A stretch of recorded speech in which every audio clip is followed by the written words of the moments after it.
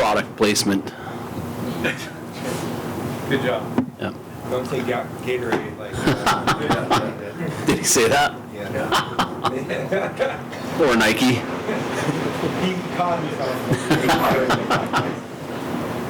Fire away. Who got the first one? Jim, go ahead. Tim Healy, ASU Radio. Greg, it is a not-so-happy valley this week after what happened Saturday night. How do you plan to make it a less happy valley with your two games this weekend? I thought about that, Tim. That's a great question. But they're completely unrelated, unfortunately for us. So, we're just excited to get going, right? It's awesome that we're playing such a good team, a Frozen 14 from last year with even more talent than they did. So it's going to be a great barometer to see where we are. But it's going to be great for our fans and everybody that's going to be in the building. I know it's going to be a tough ticket, but they're going to see college hockey's very best right away out of the gates this year. Jake Sloan, Sun Devil Source coach. After the fan shot at the blackout against TCU, the show-out for your guys' walk, what do you think the growth in the community and the support for Sun Devil Athletics over the last couple of years has done for you guys? It's awesome. Obviously, everything trickles downhill from these guys here, right, in football. When they're successful, it just adds to the notoriety. It adds to everything being really positive around the athletic department as a whole. So, obviously we're all behind them and appreciate their momentum that they're giving all of us. But it's I guess his whole thing about activating the Valley is it's collective with all of us, right? It's a collective movement within the entire department. It's not just them. Certainly, we're doing our part. We're 102% capacity last year. I have full intentions of making sure we're sold out every night again this year. And it becomes contagious, when winning breeds winning. It's as simple as that. Success breeds success. So it's really cool to be a part of. Coach, good afternoon. Andrew Hazlett, Devils in Detail. I know you've got a lot of freshmen on the team, I believe the most since your first season as a program. How impactful are they going to be day one in this program? They're hugely important, and I think what you'll see with our roster builds kind of moving forward is we've been easily probably one of the top portal teams, if the top portal team in the country for the last few years. We're still going to go to it, but a lot less. So in hockey, you recruit kids and they're committed 3, sometimes 4 years out. So it's taken a while for our young recruiting to catch up to make sure that when they come in, we're at the level where we don't have a huge drop-off and it's caught up with the program. So you're going to see bigger freshman classes, more talented freshman classes moving forward from us. We're always going to go and supplement our needs out of the portal because it's there and we're successful out of it, but you're going to see a lot less of it. And I think even more importantly, in today's college landscape, it's hard for fan bases to really build true affinity to teams and players, and because of the turnover, it's so volatile, right? And we want to be a program where we don't have a lot of turnover. We don't send a lot of guys into the portal. It's all about retention of those really elite freshman classes and make sure that they're getting everything that they need and they develop, and we're fulfilling our end of the bargain so they stay. And that's our goal, is to build classes that our fans can become attached to for 4 years, kind of like how college sports used to be.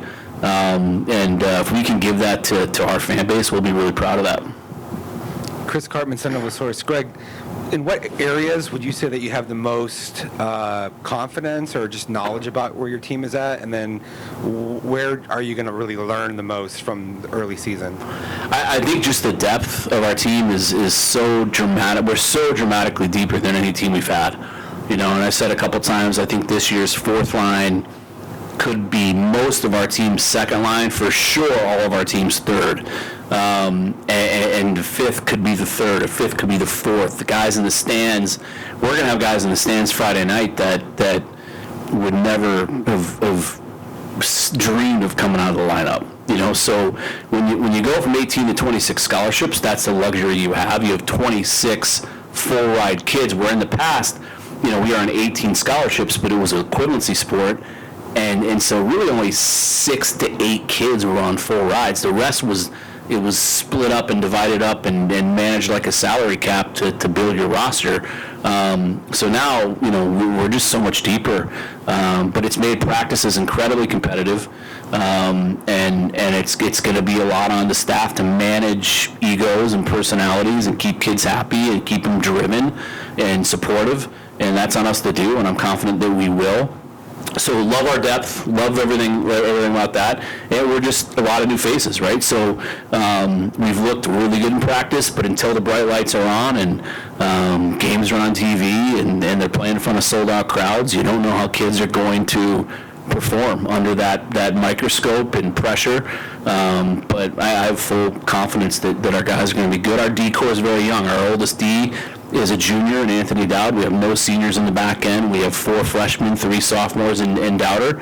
Obviously, Tucker's kind of a swing guy up and back, but he's our only senior. So a really young D core, really talented D core, but what's exciting about it is it's a D core that can grow and continue to grow into the future with. Coach Matthew Jacobson, C-Trey Sports. I know in the past you've said that you do like recruiting local talent, but you're not going to go out of your way. You want to get the best possible players. Can you just talk a little bit about Ty Nash specifically and recruiting the local kid? Yeah. Ty was a kid we recruited the first time around, and he decided to go into the Western League when the rule was obviously that you're foregoing your college eligibility to go play in the CHL. So one of the first things that happened when the CHL rule change happened is obviously I know his father Tyson well, and Tyson and I connected, and I actually bumped into Tyson on the way to a road trip last year. I was in the Amex Lounge. We were early. Our flight was delayed, so I went to the Amex Lounge at Sky Harbor, and Tyson was in there with his wife, and I was like, hey, I think we're a week away from this happening. What do you think if it happens? And he was like, holy, yeah, he would be all over it. So it happened, and I bumped into him and his wife, and the rest is history. And then our other local kid, Logan Morrell, is going to be a huge piece this year. He had a great freshman season at Michigan Tech last year, and we're really lucky to have both of them. Hey, Coach, what do you think the increased physicality, you mentioned last week how you feel like this is the most physical team you've had. What do you think that combined with still your finesse and speed that you have on the roster will prove as a test against a team like Penn State? Yeah, we have a lot of skill, a lot of speed, but north-south and just, size and some beef. Our roster is built a lot more effective in that way. So it's, we know we have the skill to beat anybody, but it's got to be will before skill. It's got to be will over skill, right? We got to wear teams down. We got to play them the right way. We have to manage pucks. We have to, play in straight lines and do all the right things, and then let our skill take over, right? And let them to start to feel it and make mistakes, and then our skill can take over. We have both. Where last year we certainly had will, but we were undersized. We had kids that could really play skilled, hockey, and I think, to use your word, more finesse than anything, and probably had a little bit too much of that for sustainable success, which is why we had such a poor start to the year. And you're injury prone when you're a lot smaller, which was a huge problem for us. So the depth, the size, the balance, you're going to see, a top 6 of really extreme skill, and then you're going to be a third line of guys that just play hard, and the fourth line of guys that play even harder. So I'm excited about what the balance of the group really brings more than anything. But we got everything you need. Then a quick follow-up on that. How have you seen Anthony step up as a leader after guys like Ty and Noah kind of leave as seniors and graduates? Yeah, Dowder's, he's our oldest guy in the back end, right, that's going to be in every night. So we needed him to come in and really take that role by the horns, and over the first month and a half, be a guy that's vocal, be a guy that brings passion and energy every day. And that's when he's at his best, and Dowder was a no-brainer to get a letter to. And I think he's one of those kids that gets a letter and it elevates him from here to here, right? Then he feels more almost responsibility to do all the right things, and he's always his best when he's vocal and he's bringing the bench energy even when he's not on the ice, and he's kind of skating by the guys, getting them going. So it's going to elevate his play to the level where we know it can get to in order for us to help us win. Coach, you mentioned that affinity in your players. You're going to get to see one of them, Joey DeCord, go in the rafters on Friday. What does that mean for this organization to see his jersey go? So cool. Yeah, he was the second ever official visit in the history of our program. He and I met, when on his visit. I spent the whole visit with him because at the time I don't think we had another coach hired. I was still coaching the club team when he visited, and we had made the announcement. That's how unique of a situation this was, right? And he wasn't drafted yet. We hadn't played a Division I game at this level yet when he visited. We met in what you could deem a janitor's closet at Oceanside, and we talked about what the vision for this place could be and how he could help us build it. And that's exactly what it is. Our mantra is be the tradition. You get to come here and you get to set the standard. You get to be the tradition and be the guy that in 20 years said, hey, I helped build that. That was me to help build that with all my best friends. That's what that mantra means. He's a living proof of everything we want that to be. So then he went on and did what he did. And he's just a kid that loves this program. He loves this institution. There's not a day that goes by where he's not grateful for his experience here. He's such a great ambassador for ASU in this institution as a whole. And I'll never forget that I called him to tell him we were going to do it. It was early in the summer. And he was just so beyond ecstatic. In a typical Dax fashion, he's made a custom jacket for himself to wear on the ice, and he's just a beauty. And we're really proud he's ours. Hey, Coach, you talk about obviously new faces and stuff like that, but going through conference play last year and with what this team was able to do, how do you feel that going, obviously a little bit to get there, I know it's one game at a time, but how do you feel this team's more built for conference? I think it's just built for sustainable success over the course of a long season. College hockey is the longest team season in all of college sports. We start the first day of class and we end, if we make it, at the end of April. It's a marathon, right? So you have to, if you can, build yourself deep and sustainable to absorb, because guys are going to go down. It's a physical sport, so you're going to miss guys. So the ability to have so much depth is huge. The size is a big difference. It's right now we have arguably our best all-around player has to sit our first 6 games, because of an NCAA ruling, and I'm not even fazed by it. Because we're deep. We're really deep. It's next man up. It's another opportunity for a really good player that otherwise wouldn't be in. And when he is back, it's going to be an unbelievable piece. So he teases us every day in practice right now, but we got to wait 6 games. Hey, Coach. Your program in Penn State's kind of had a similar origin around the same time, and now it's a big game this Friday with all the national attention and a top 15 matchup. What does that kind of say about just the growth of the sport and growing programs to be a Division I NCAA program? It's really cool, and we've been close to that program since we've made the jump. They were actually really kind enough to play us the year before our club team won a national championship. We actually went to Penn State and played the Division I team, and we beat them the second night. And that was, in my opinion, the turning point of hockey on this campus. It really got the attention of a lot of people. When a club team beats a Division I team, it's a big deal. It's a huge deal. You have a team full of non-scholarship kids playing and competing against a team full of scholarship kids. So, it happened, and it is what it is. They were in their early days. Certainly, they're a much different program now than when that happened, but they gave us the opportunity. They gave us the opportunity, Guy gave us the opportunity, and really since that moment we haven't looked back, and it's been build. Our builds are completely different. Penn State has done an unbelievable job. They are kind of what I call the ideal model You know, they had their arena, they had their conference, their staff was there coaching the club team for a year before they ever started, then they played a hybrid year.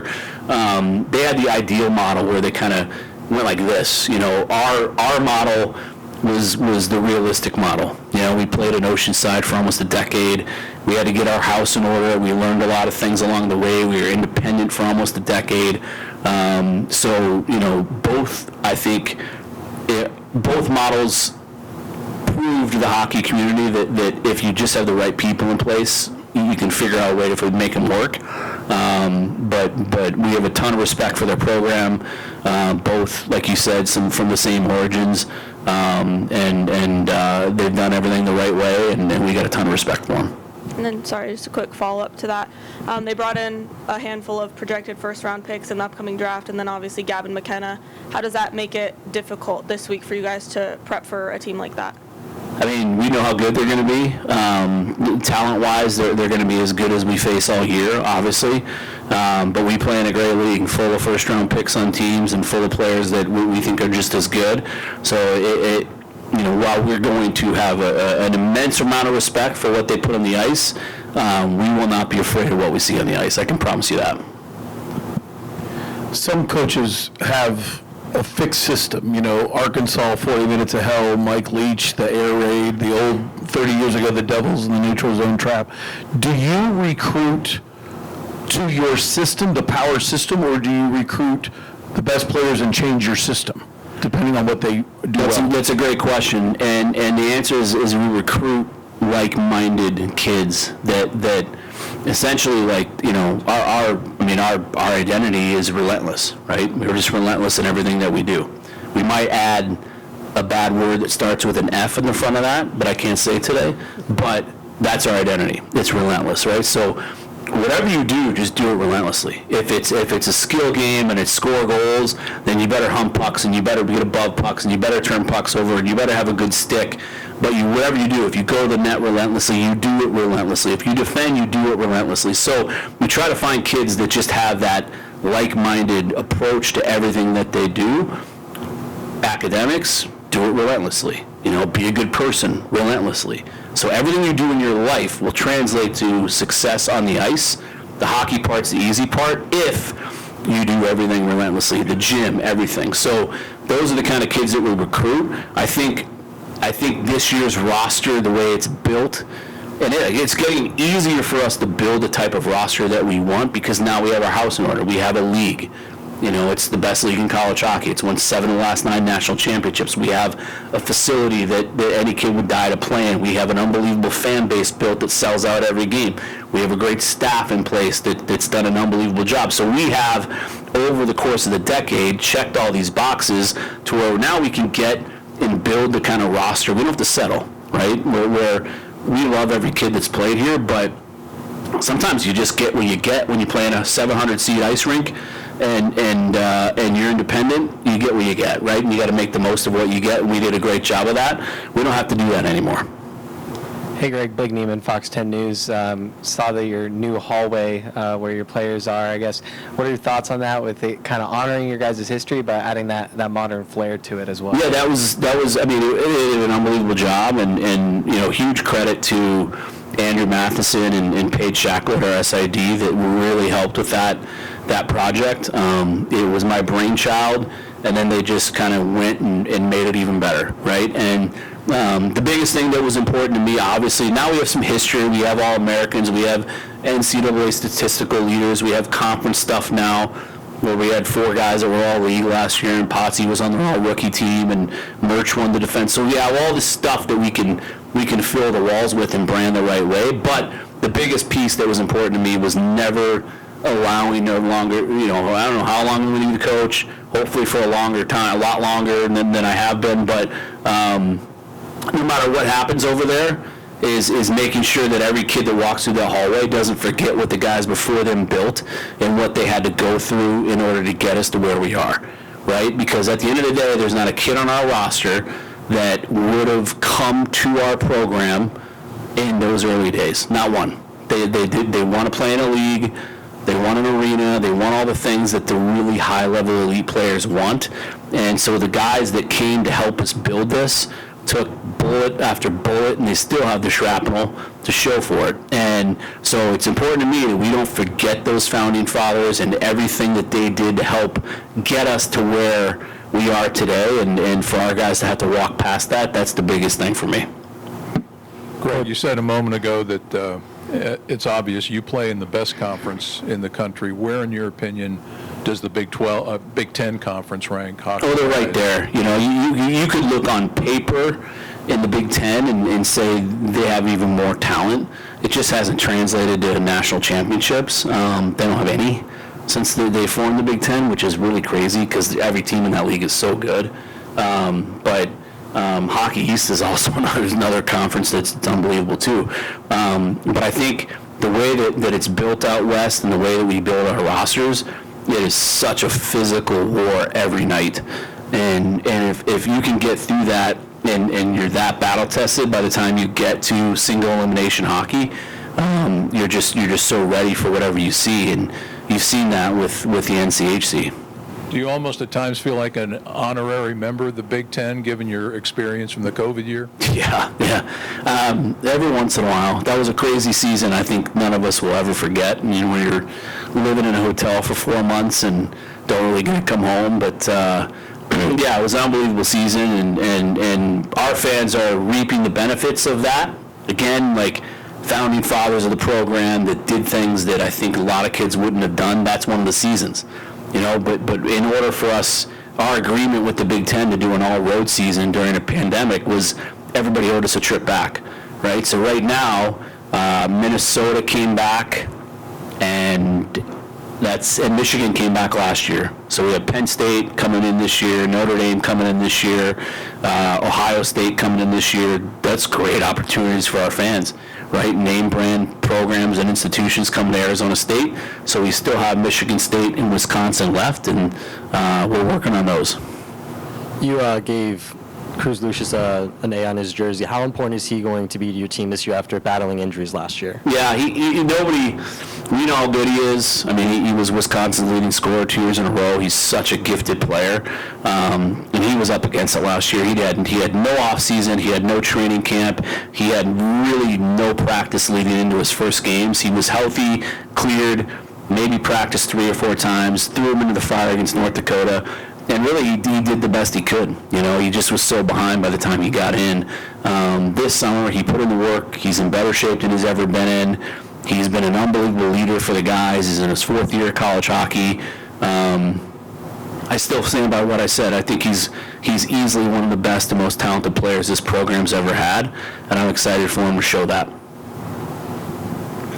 Coach, you mentioned getting your house together, and in a lot of ways, just out of pure respect, this institution has done and your program has done what the NHL couldn't do here. And you have another program on the rise here with the women's team. Where do you see them in terms of being able to potentially make an NCAA jump in the future? Yeah, I mean, I'm super proud of what they've done, and what Lindsay's done has been incredible. She's a great program operator at that level, and started something really from scratch and has built it into a really good ACHA women's program. Do I think I'm really partial to women's hockey. I love it. My daughter, I just was at Union, where my daughter's a freshman, and saw her first college games this past weekend. Love girls hockey. Like, I'm a huge advocate for it. So nobody would be happier if we added it than me, and more supportive of it than me. But in today's collegiate, I don't want to speak obviously for Graham or anybody on campus. In today's collegiate landscape, nobody's adding sports. Nobody's adding sports unless they can guarantee it's going to be a revenue generator. And I don't think you could point to any of the 40-plus women's programs and say that they generate revenue. You know, that's just me being real. So, in answering your question, if somebody stepped up and wanted to donate $100 million, anyone out there that wants to do that, and there are people crazy enough to do it, then I'm sure we'll talk, right? So if that's the case, then contact me and let's make it happen. Coach, you have another really dangerous tandem in the crease this year. How do you, as of now, plan on kind of approaching splitting it? Great question. I think we have two really good goalies that look like number ones every day in practice in Haz and Herbs. you gotta go with the experience to start, right? Haz will be a net Friday night, and it's really his net to keep, and that's the beauty of having such a really talented freshman like Sam that pushes him every day in practice, because Haz sees it. He's like, holy crap, this kid can play. So Sam will get his time, he'll get his starts, and then obviously by the time we head into next season, he's in a position confidence-wise and experience-wise where we know he's the guy to take over for the next few years. So it's a really good setup where we got a senior and a freshman to transition into the future with, but a guy that's clearly good enough to get us to where we need to go right now. And Coach, obviously chemistry is built with playing games, what you see in practice, but when you start so early and having the new faces these guys get in, how would you feel that, at least through practice, the chemistry is being built with this team? Yeah, I mean, chemistry is really built off the ice more than anything, and when we have 17 new faces, that's the biggest part of my job is to make sure that we instill and pass our culture on to every new player that comes into our program, and they understand what the standard is every day on, but most importantly off the ice when they're away from the rink. And what they're doing away from the rink, and making them understand that everything they do in their life translates to success. The hockey part should be the easiest part, right? If you're taking care of what you need to take care of away from the rink will work itself out, right? Like, that's the easy part of their lives, is playing a game they love that they're really good at playing. But the best thing that we did was name Kyle Smolin and Bennett Shimmick our captains, our co-captains, because they have done an unbelievable job really gelling this group together. You hear kids say it all the time, oh, we got a tight-knit group, it's a really close group, and but these guys really are. Like, I don't think they do anything apart. I think they're all together all the time, and at the end of the day, that's what matters most to me. So you develop that chemistry and that support away from the rink when we're not around, and it just comes natural in the moment.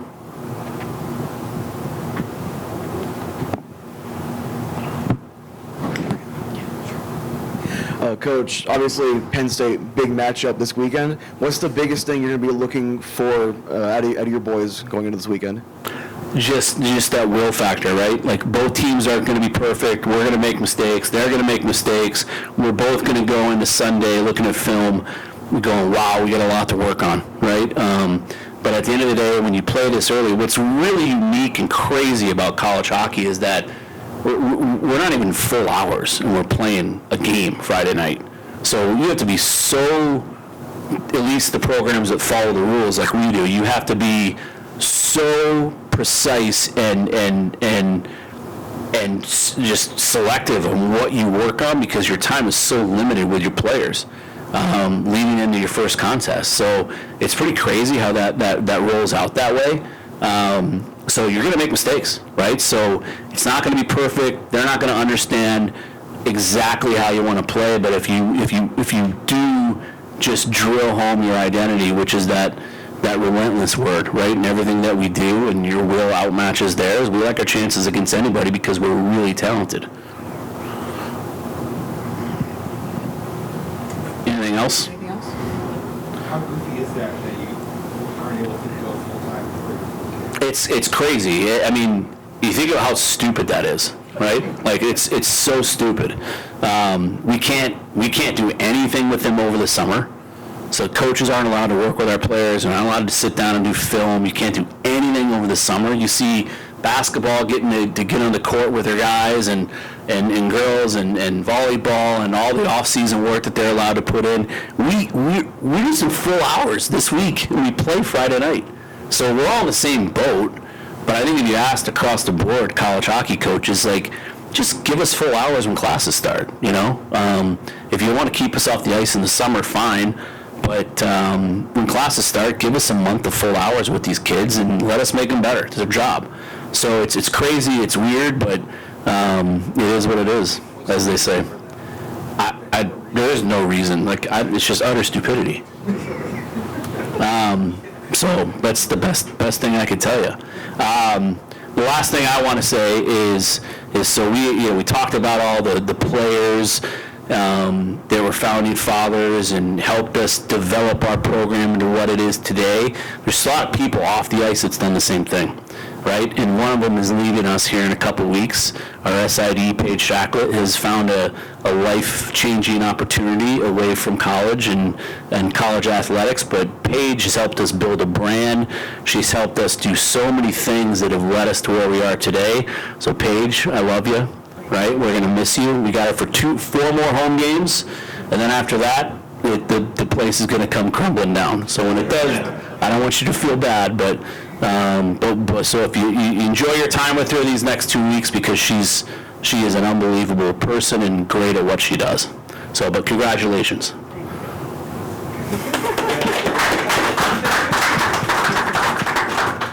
Thanks, guys. Appreciate it. Thank you, Coach.